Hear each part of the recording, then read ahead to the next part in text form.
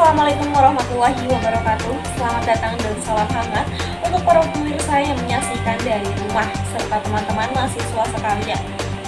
Senang sekali saya, Inaya Wulan, dapat kembali hadir dalam Learning Journal mingguan mata kuliah Teknik Reportase dan Investigasi Berita.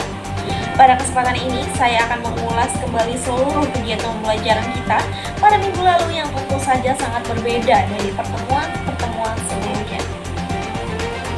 Kalau biasanya kita belajar di ruang kelas, berdiskusi dan mempresentasikan materi, maka minggu kemarin kita justru turun langsung ke lapangan, yang artinya tidak ada perkuliahan di kelas. Seluruh mahasiswa diberikan ruang, waktu, dan kesempatan untuk melaksanakan proyek film dokumenter investigatif sesuai dengan isu yang diangkat setiap kelompok. Dan pengalaman turun ke lapangan ini tentu saja menjadi proses pembelajaran yang sangat penting, karena kita tidak hanya mempelajari teori, tetapi benar-benar merasakan langsung bagaimana bekerja sebagai seorang jurnalis investigasi. Dalam proyek kali ini, kelompok saya, yaitu kelompok 3, mengangkat sebuah isu yang terjadi di Kecamatan Kramat Watu, Kabupaten Serang. Isu tersebut berkaitan dengan pelanggaran jam operasional truk odol, yaitu truk over dimension overload yang melintas di luar waktu yang seharusnya. Pelanggaran ini sudah lama terjadi dan memicu keresahan warga. Kami memilih kasus ini karena memang sangat dekat dengan kehidupan masyarakat, bahkan sering kami lihat langsung ketika melewati wilayah tersebut, bahwa kerap kali truk-truk bermuatan berat melintas pada jam-jam yang padat, terutama pada pagi hari ketika orang-orang berangkat kerja, siswa pergi ke sekolah, dan aktivitas masyarakat mulai bergerak. Hal ini menimbulkan kemacetan panjang yang tidak terhindarkan tentunya. Dari sana kami melihat bahwa ini bukan hanya persoalan kendaraan besar yang melanggar aturan, tetapi ada efek berantai yang lebih luas, mulai dari terhambatnya mobilitas masyarakat, keterlambatan masuk kerja maupun sekolah, hingga meningkatnya potensi kecelakaan akibat jalan yang penuh dan kondisi lalu lintas yang tidak stabil. Selain menimbulkan kemacetan, pelanggaran jam operasional ini juga memburuk kondisi infrastruktur jalan. Truk odol membawa beban yang jauh melebihi batas kapasitas jalan, sehingga kerusakan terjadi lebih cepat dibandingkan seharusnya. Jalanan menjadi mudah retak, berlubang hingga bergelombang. Dan tentu saja kondisi jalan yang seperti itu bukan hanya membuat warga tidak nyaman, tetapi juga menambah risiko kecelakaan. Kami menilai masalah ini sebenarnya saling terhubung. Ketika infrastruktur rusak, lalu lintas semakin terganggu. Ketika kemacetan terjadi, resiko kecelakaan meningkat, dan ketika kecelakaan meningkat, masyarakat semakin tidak aman dan produktivitas pun terganggu. Itulah mengapa kami merasa perlu mengangkat isu ini dalam bentuk film dokumenter investigatif. Minggu lalu kami terjun langsung ke Kramat Watu untuk melakukan observasi. Kami menyusuri beberapa titik jalan yang biasa dilalui oleh truk-truk odol itu sendiri, terutama pada jam-jam rawan. Dan dari hasil observasi tersebut, kami melihat sendiri kemacetan yang terjadi, volume truknya cukup tinggi serta kondisi jalan yang mulai menurun. Ada beberapa titik yang terlihat cukup parah seperti jalan bergelombang dan retakan panjang yang tampak jelas. Kami juga melakukan dokumentasi visual sebagai bahan utama film dokumenter, mulai dari rekaman arus lalu lintas, kondisi jalan, hingga aktivitas warga di sekitar lokasi. Selain observasi, kami juga berkesempatan mewawancarai beberapa warga yang tinggal di sekitar lokasi. Mereka menyampaikan bahwa pelanggaran jam operasional ini sudah lama terjadi, tetapi semakin sering dalam beberapa bulan terakhir.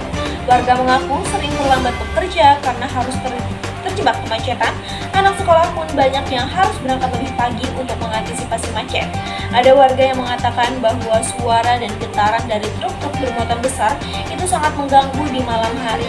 Ada pula yang mengeluhkan peningkatan kecelakaan, terutama pada pengendara motor yang berusaha menyalip truk besar pada kondisi jalan yang sempit dan rusak. Dari wawancara tersebut terlihat jelas bahwa keresahan warga bukan hanya soal kenyamanan saja, tetapi juga soal keselamatan. Kami juga sempat mewawancarai pihak kepolisian Polres Kramat Watu. Dari pihak kepolisian, kami mendapatkan informasi bahwa pengawasan memang sering dilakukan, namun tetap ada banyak kendala. Salah satunya adalah tingginya volume kendaraan industri di wilayah tersebut, sehingga pelanggaran sering terjadi karena secara bersamaan pada jam-jam sibuk. Polisi menjelaskan juga bahwa mereka terus melakukan penindakan namun keterbatasan personel, tingginya aktivitas logistik, dan kepentingan ekonomi perusahaan-perusahaan besar membuat penanganannya tidak selalu mudah. Ada kepentingan daerah, ada kepentingan industri, ada aturan yang berjalan, namun pelaksanaannya tidak sesederhana itu. Informasi dari polisi ini menjadi bahan yang penting dalam analisis dokumenter kami karena menguatkan bahwa masalah ini memiliki banyak lapisan, bukan hanya kesalahan pengemudi, tetapi juga sistem yang masih perlu dibenahi.